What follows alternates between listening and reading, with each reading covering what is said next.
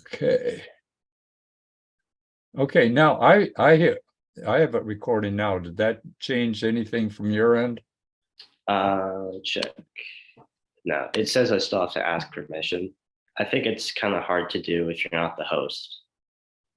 Yeah, I would guess so. Okay.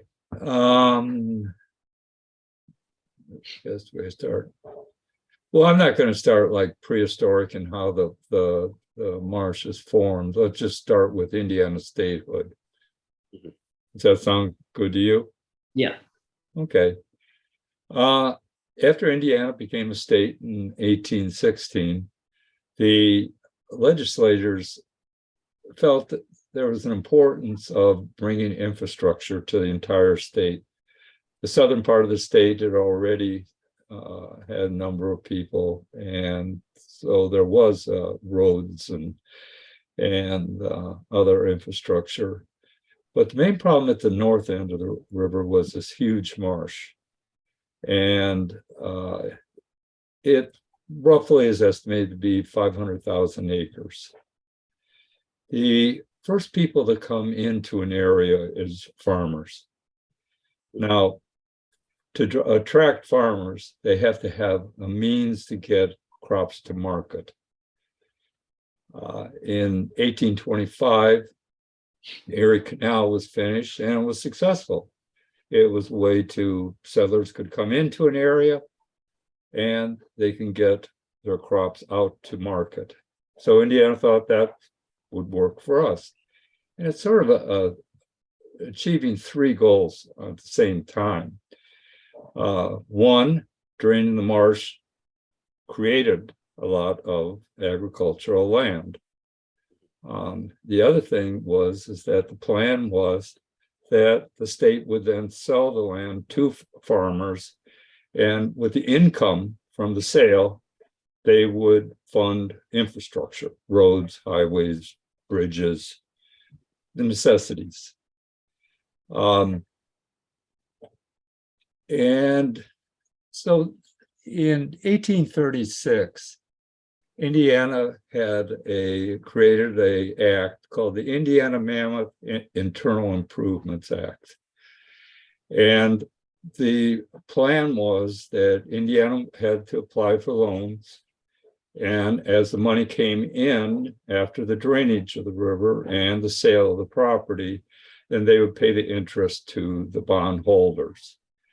And so the plan, it sounds good on paper, but in practicality, it didn't quite work out that way. The following year, there was a panic, a financial crisis. And then, as in dominoes, it started falling apart. By 1841, Indiana couldn't even keep up with interest payments. So at that point, they basically applied for, I would guess you call it a Chapter 13. And there was a reduction of the debt, and it seemed more manageable. They had to sell what rights and any work that was done. Well, there never was any work done. The problem is that between corrupt politicians and contractors, the money was squandered, and there was no actual work accomplished on their goal. So the goal was to drain the marsh, and there was actually no results at all. But it also covered the whole state. It wasn't just Northwest Indiana, but it was directed because it was the hugest marsh. So by 1846, that's when Indiana filed for, as we call it today, Chapter 13. Now, as far as the drainage, there had been work done early. I have no specific dates, but there were local landowners that were draining what property they owned. There were some counties doing some drainage work, so there was work. And it was basically from the east end, closer to the headwaters, which is near South Bend. in the 1870s, there was this Kankakee Drainage Company formed, and it was a for-profit, and they did do work, especially specifically in Stark County. And they did accomplish a lot of what their goals were, but it was haphazard. And there was never any clear, comprehensive plan to accomplish what they were doing, and that's the drainage of the marsh, and then also creating transportation needs. And the problem with ferries, or not ferries, but in using the canal system is seasonal, and it freezes up, and that's the end of your transportation. So it wasn't a reliable source, but the state felt at that time that it was a means to eventually get to what they were trying to accomplish. The Kankakee Drainage Company, they were bought and sold. Some of them went bankrupt. They were then bought out by other companies. They basically came with the same name. You start getting into near the end of the 19th century, and they realized they needed a little additional support on this. And so they thought the government might be a means to do it. So they did apply for that. That in around 1900 or so, there were some plans put together. There was estimates, accomplishments, and sort of a comprehensive plan was trying to be worked out. In the meantime, technology tended to catch up with the desire. With the steam engines and the dredging systems, they actually could accomplish it. The Erie Canal was basically a shovel. The Irish were brought over here, and that was their work. So things did seem to align at that end, but the problem is they never were able to get a approval for any comprehensive work, and they really couldn't get approval of that. It's hard for me to really nail down exactly what happened, but primarily what the Kankakee Development Company or Drainage Company did was they filed a suit in Jasper County or Newton County and the Kentland Court. They had a contract in Stark County, and what their plea was that the contract in Stark County actually covered the whole marsh. And that's where they wanted the judge to judge in their favor, that to give them permission. And this is in 1916. So the judge did, for whatever reasons or how it came about, they were given approval. Now getting into 1917, with the approval, it really, pardon the expression, opened the floodgates. And they immediately began constructing the drainage, the dredges, and they accomplished the draining of the marsh within 1 year, by 1918. It's amazing that an area that large, with the technology, even though it was progressing, was able to accomplish what they did in that short of time period. It was probably another 10 years or so where they were land swapped.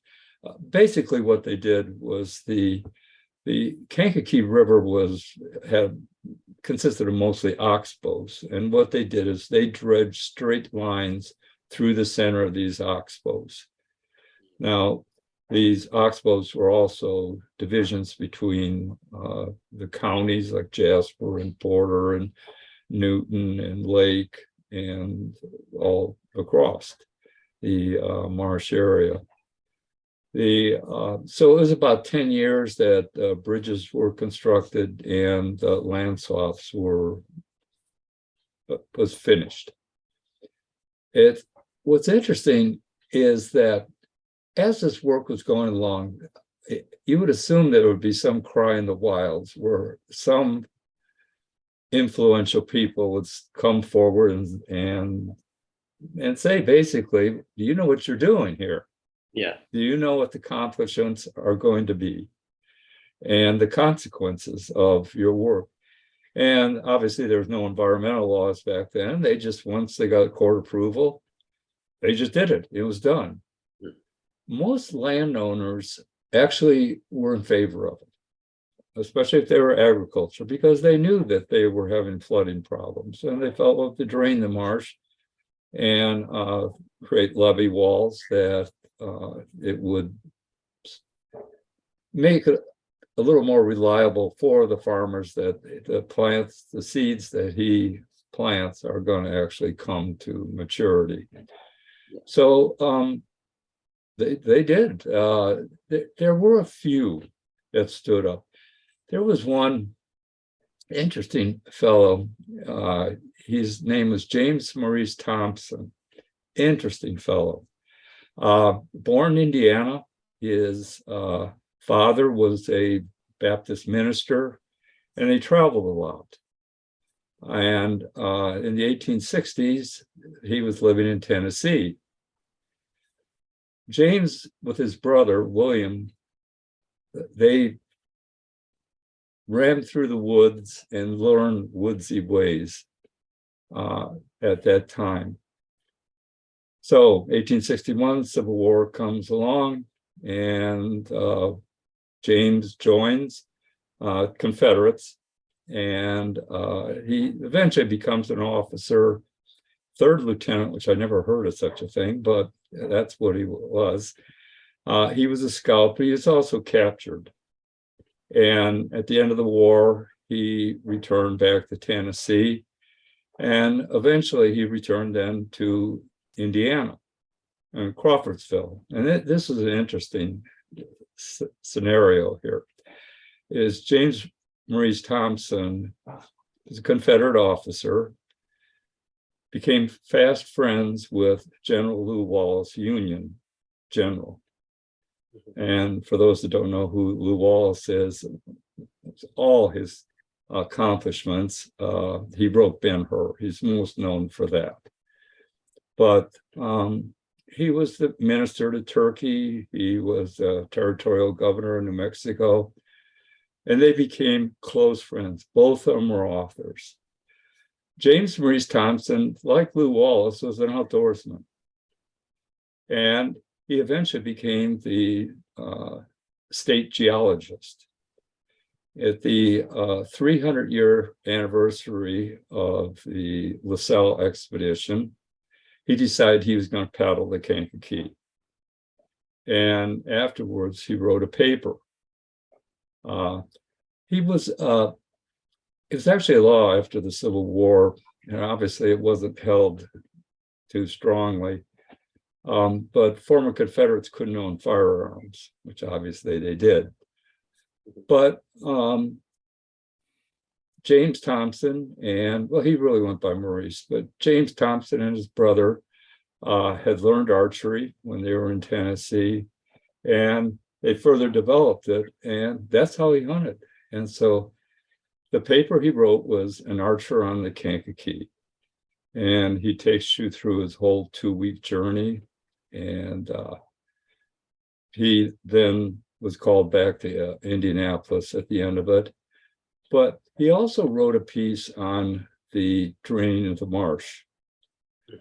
And he was familiar with being the geologist, the lay of the land. He'd also traveled around, and he knew what drainage, the effects of it. And he, in the 1880s, wrote a piece that was published in a lot of newspapers, warning of the potential disaster and what the damage that could be done, and the few gains that could be realized out of it. but he was one of the few. And he was not able to accomplish what he did. Lou Wallace, you think, with the power that he had, he'd be able to, but there really wasn't. Yeah. So the marshes drained basically 1918. Within 2 years, they realized what they had done. And they really didn't see what a marsh consisted of. And the marsh, although when you first look at a marsh, it's green and growing and it's lush, and there's enough examples all around the world, you know what the end effects. But it's a thin topsoil because it gets washed away. Now, in the case here of the marsh, the tree root systems were shallow. With the marsh drained, the trees basically just toppled over. And what, by all appearance, was a Everglades, or it turned out after they were finished basically as a desert because it was useless. The topsoil did not produce the crops. So you had groups that started then trying to work with systems to do restoration work. And so basically what we do today in restoration work is what they were attempting to do 100 years ago.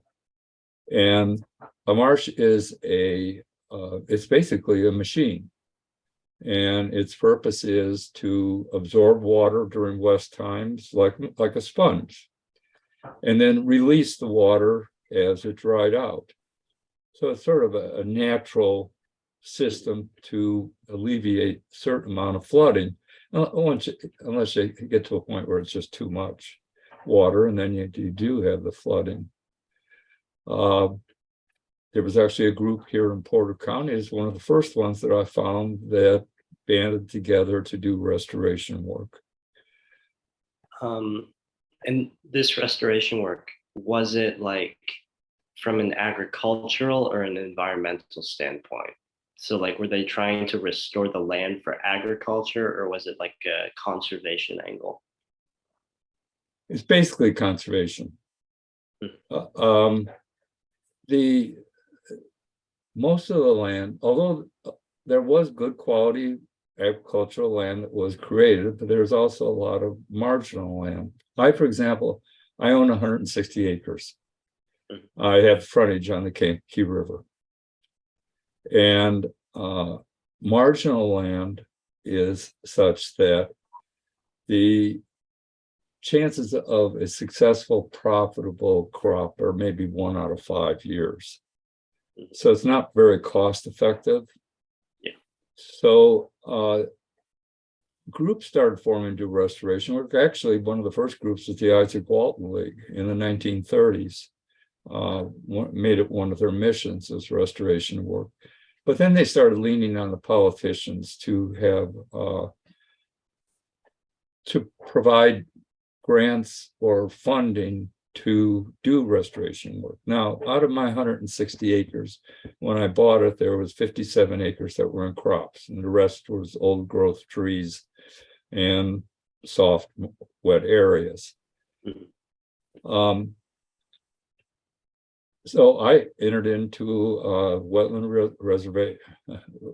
reserve program, and also, well, that's WRP, and also CRP with Conservation Reserve program. So of my 160 acres, I put roughly 110 acres into conservation projects. And what it does is it pays the landowner to take his land out of any agricultural land, which I originally had 57 acres. I'm down to like 7. I'd like to think I'm a farmer. My accountant tells me I'm sort of a farmer, but if I can manage to cut the lanes through the property and the grass, that's about as far as I get. Yeah.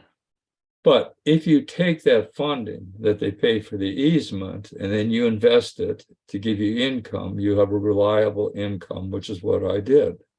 So instead of 1 out of 5 years, dependable income.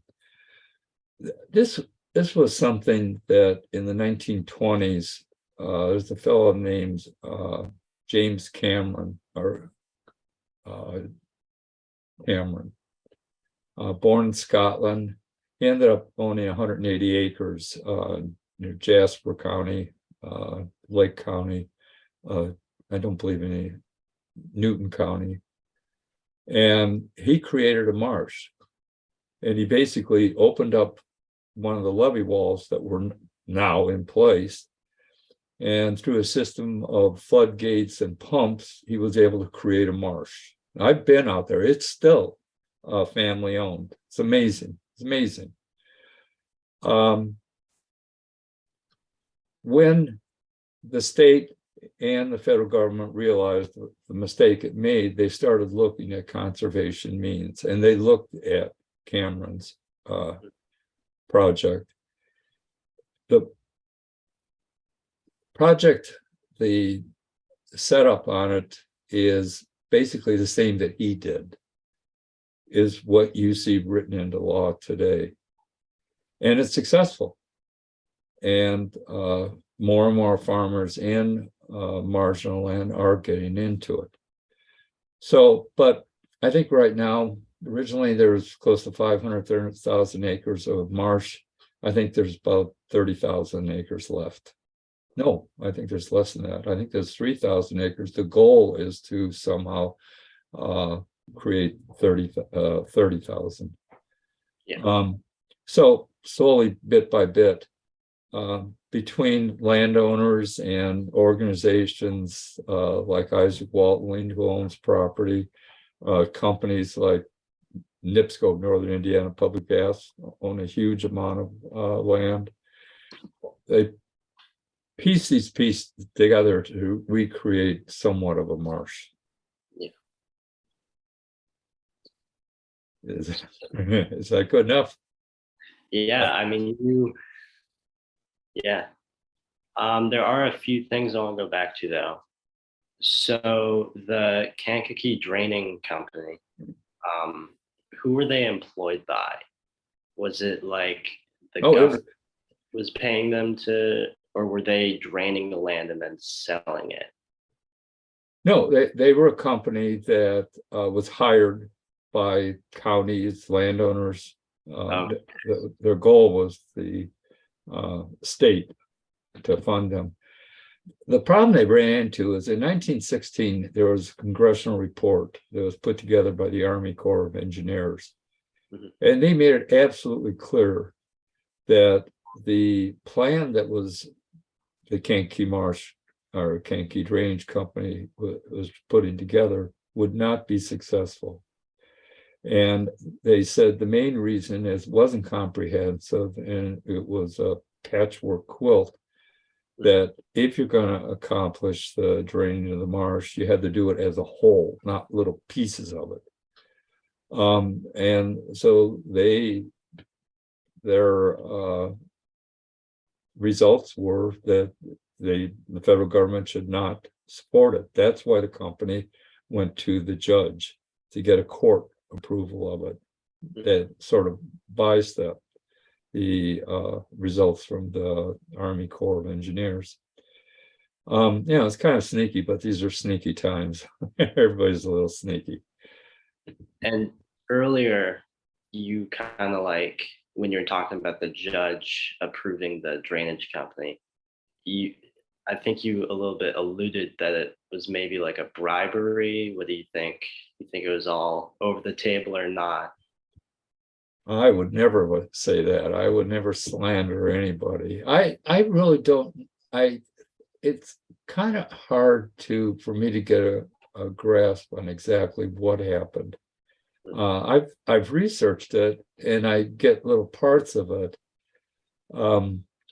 but I've never seen where the judge's final results were made, or even who the judge was. So I honestly can't say that.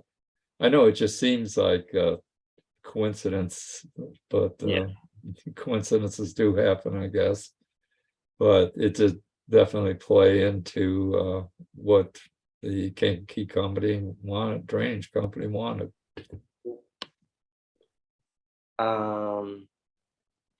Let me just see if I have any questions left unanswered, because you did go over most of what I wanted to talk about. You know that there's one thing that you asked is how were the early settlers? Where'd their income? How was it derived? And as I said earlier, agriculture is one of the main movers in that. And so they farmed, but they also mostly were trappers. They also timbered, and more than a few of them became river gods also. And so it was a conglomeration of all of these occupations that's where their income came from. And when they farmed, would they clear small areas of marshland, or would they just find drier areas? Like, I don't understand. Ask that again. so the farmers, before the marsh was drained, would they like drain little areas of the marsh, or was it more like they would just find drier areas already? The nature of the marsh was that he was slow moving, and that's where it sort of backed up. There were high areas that were created by the last glacier. The Wisconsin glacier finally receded in about 14,000 years ago. In our archaeological digs with University of Notre Dame, we found artifacts 11,000 years old. So you can tell that at least this spot was one that was first found by the indigenous and used.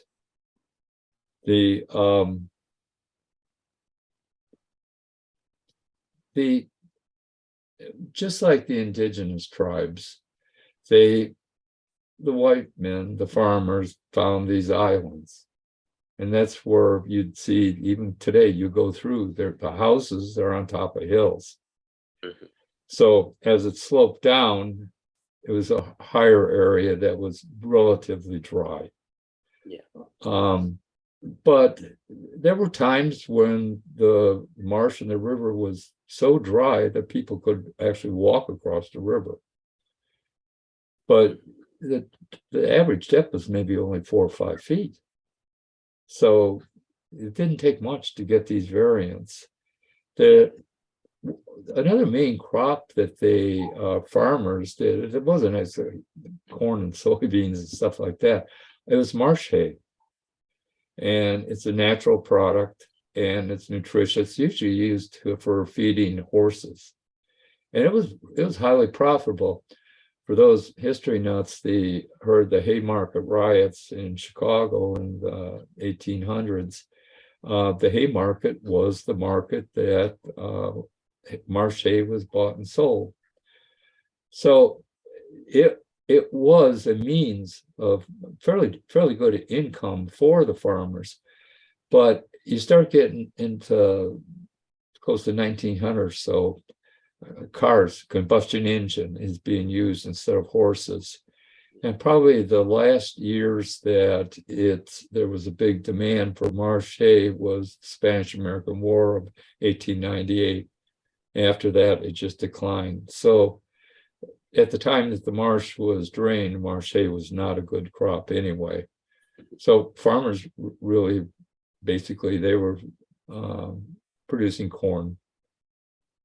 That was probably their main product. Yeah. And then you also kind of touched on something I also want to ask about, like, indigenous people in the area. In the early 1800s, like when there were white settlers there, but the marsh hadn't been drained yet, were there still like indigenous populations living there, or? That's a good question. And it's one of those areas that today we look back and it's a blot on our country.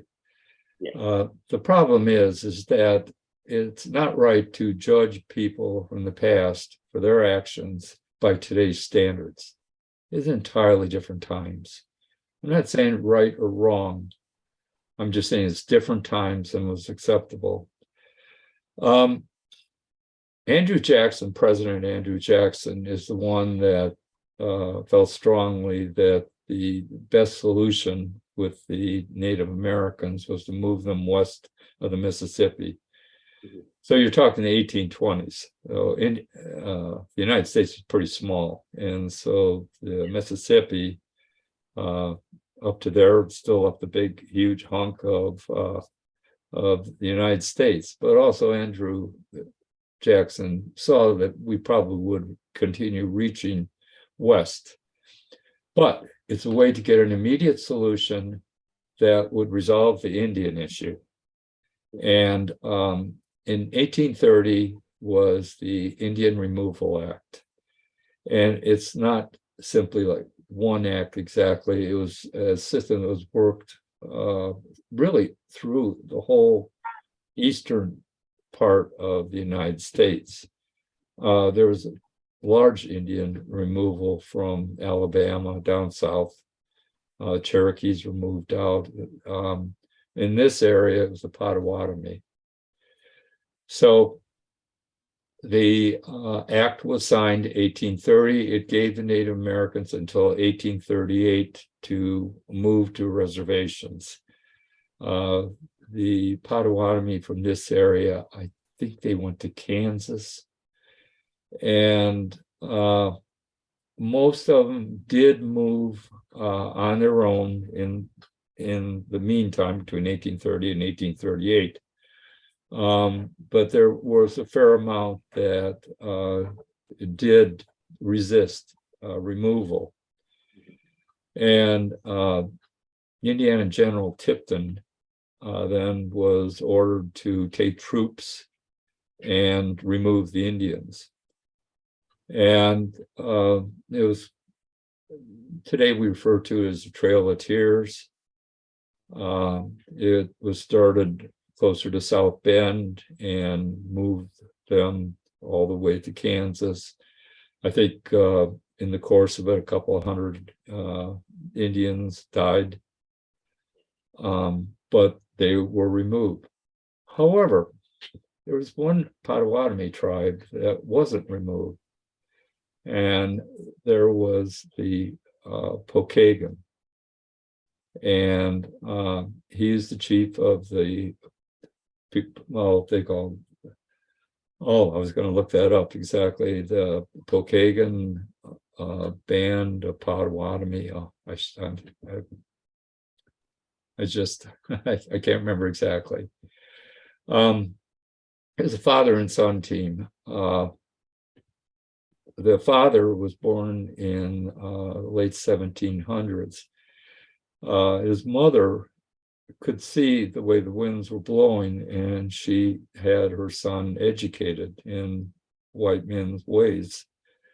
And he then worked a system when the Removal Act came along that they could not be forced to be removed. And he accomplished it because there was an exception that was made for Christians, Indians. So he went to South Bend, had the bishop baptize him. He returned with a couple of the priests as Catholic, and had his tribe baptized. And he did go to court to avoid removal, and he was successful. And that's why even today up in Michigan, they have casinos on their land, the Pokagon Potawatomi casinos. His son, Leopold, he's another interesting guy. The way the United States did it is they bought the land from Native Americans. And in the case of Pokagon, it's a fairly large hunk of money. And they retained, I think it was, I forget how many acres, but they sold a lot of it but they never received the income out of it. And you get to 1893, the Columbian Expedition, and Leopold was also educated, and he sort of forced his way through public demand that he speak at the Columbian Exposition. And he gave a heartfelt speech that is written, actually, if you go to our website, you can find it. It's, I can't think of it, The Peril of the Red Man. And he made his case, for one thing, to be actually paid. The money has come to him, and also respect the rights of the Native Americans. And the public just jumped in on it. They fully agreed. There was enough pressure made that he was able to accomplish all that he set out to. So over the course of probably 75 years or so between the father and the son, they were able to retain the Native Americans. Now, in the removal, there were still occasional Native Americans that left in this area, but they were just individuals, and the government didn't force the issue on them. But I'm not going to try and judge, the right or the wrong. At the time, Jackson, although he was somewhat harsh, he felt that it was the best solution that would hopefully end the bloodshed between the whites and the Americans, the separation of them. And the problem is that the Native Americans that were moved west, if there was anything found valuable on their land, usually they pushed off to some other site. And so then they got pushed to poorer land. And in the case of the Potawatomi that were used to lush green forests and streams, ended up in desert areas. So did I answer the question? Sometimes I run off on a tangent and I sort of forget. All right, that's good. But yeah, I just have one question here that's not really like, a factual question. It's just more in your opinion. Do you think, due to like the rapid expansion of agriculture and industry around like the mid 1800s, that the draining of the marsh was inevitable, or could have it been prevented somehow? Okay, why don't you re-ask that question? So in the mid 1800s, due to like the rapid expansion of industry and agriculture, do you think that the draining of the marsh was inevitable, or was it like, could have it been prevented? I think it was inevitable, but it could have been done in a different, little more environmentally conscious means. Rivers don't like to be straight ditches, which is, if you look on the map, it says the Kankakee River. There really is no Kankakee River. There's a series of ditches. Now, in the case here of the western end, it was a Marble Powers ditch. Rivers don't like that. That's why when you have flood times, when you watch the news and a levee wall has been burst out and it floods hundreds, thousands of acres, it's because the river, that's the nature of the beast in them. And so the problem with the way that it was dug, just a fast, straight ditch, it's not conducive for any form of wildlife. And it's also not cost effective, because the nature of the beast wants to burst out of its levee walls. So it's a constant drain of funds to not only damage done to homes and crops, but also the cost of rebuilding. There are today there's a lot of plans, they call them second levee walls. And basically what the thoughts are is you have your levee that's basically will be this straight, but then you have a second set, maybe half mile or some distance out, so that when you do have flooding and it goes over the first wall, then it expands it out in a controlled manner. And so it'd be an area like marginal land that's in these conservation programs, those would be the overflow or up to the second levee. Probably if they've done something like that 150 years ago, 100 years ago, the results would have been different because you could have kept the meander in there. If you look at a map today, you can still see these oxbows where they were. Although the farm fields and the plowing levels out a lot, but if you look close, you can still see where a lot of those are. So I repeat, yeah, I think it was inevitable, but it could have been done better in a conscientious manner. But that goes back to, you have to consider the technology at the times then, technology as it is now, and as the expression goes, hindsight's 20/20. And sure, we look back, and when they drained the marsh within 2 years, they realized that, but at that time, the environmental interest was not strong. So any protests that there were, generally from hunters that realized you drain the marsh, or waterfowl hunting is going down the tubes, pardon the expression, and which is the case. The Kankakee Marsh, before the draining of the marsh, was the greatest flyway for waterfowl from Canada down through to the south. And there's still, I hear, they're coming back now. I live close to the river, and I can hear the geese flying back. And so that's my answer. Well, I mean, I think we've talked about everything I want to ask you about, but is there anything else you think I should know about, or anything else you want to talk about?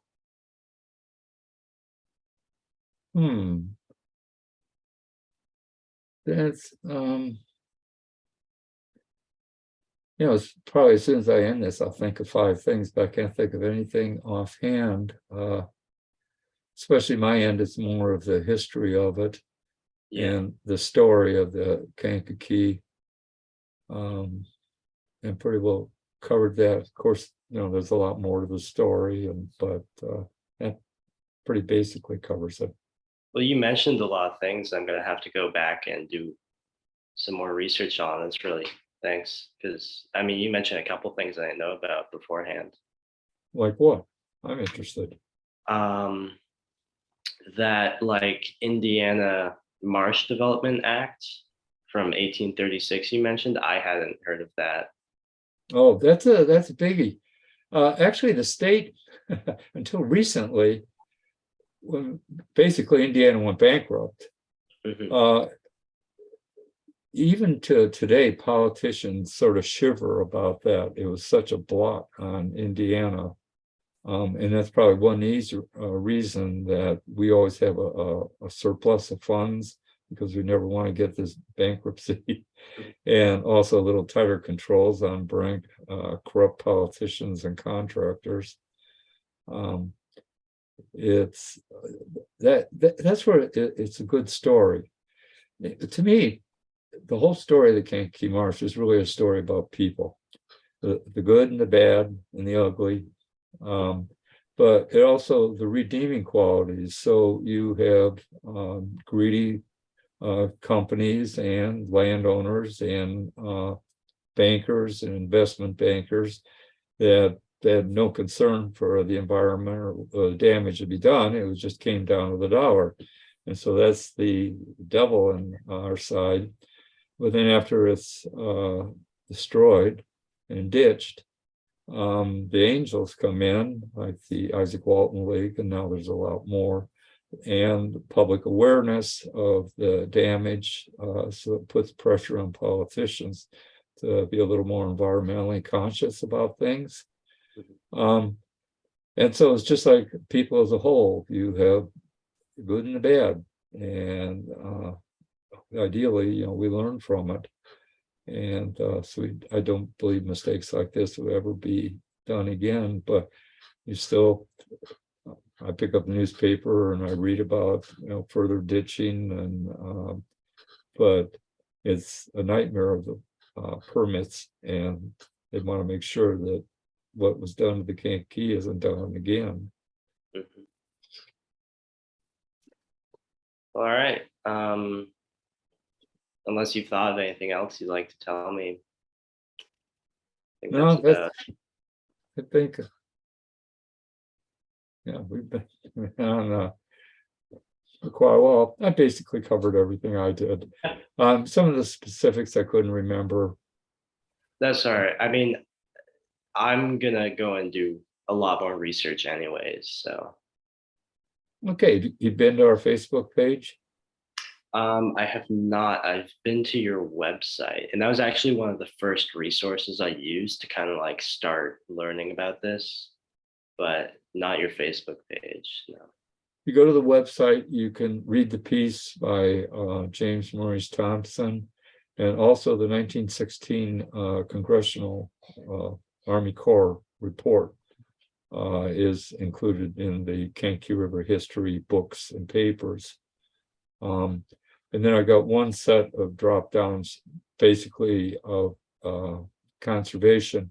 I didn't even bring them up, but you'll see in that area there's a professor, Alfred A. Myers.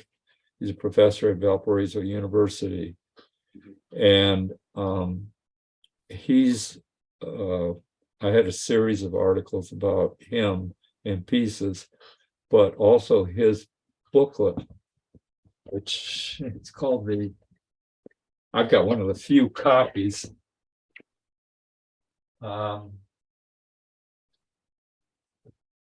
It's called The Kankakee Marsh of Northern Indiana and Illinois by Alfred H. Meyer.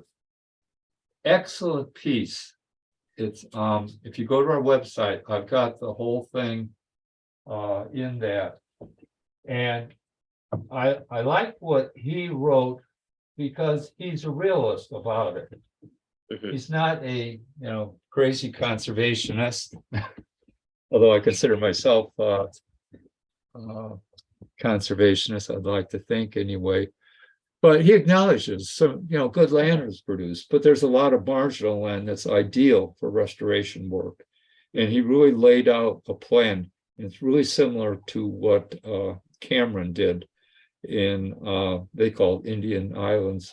Interesting place when the owners took me around and to see the floodgates and the pumping systems used till today to keep the marsh up. Of course, these are waterfowl hunters, and that was one main. But in the 1930s, there was a big conservation push, and a lot of the rich and the famous got into it. And that's what Cameron motivated him. He loved the outdoors, he loved hunting, and that's why he wanted to create a marsh. Yeah. Actually, if you go to the website also, you'll see under Cameron, if you look at some of the people, it tells some of the story. I think I even have a map there of his project. But anyway. Well, yeah, I can look into those. I think the file is probably going to be too big to email. There's limits. Yeah. So what I can do is, like I say, I can post it. Actually, wherever I post it, I'll send you a link, and then you can access it that way. Yeah. All right. Thank you. This has been great. I learned a lot. Well, good. I when you finish with your project, I do want either a copy of it or link to it for us. And They all get uploaded on YouTube so the judges can see them, but I'll email you one too. good, good. We have a YouTube site too, KVHS one, and actually there's an archaeologist that worked from Notre Dame. He has a presentation there. Anyway, I'm rambling now. Okay. All right. I will send you the link as soon as I've got a few things I have to do today, but I will. Whenever you have time. Well, thanks a lot. This has been great. Well, that's good. I mean, what you're doing is an interesting project. So I can't hardly wait to see the end results. Yeah. Okay. Well, thank you, George. Yeah, no problem. Thank you. Good luck. Thanks. Take care. Bye-bye. Bye.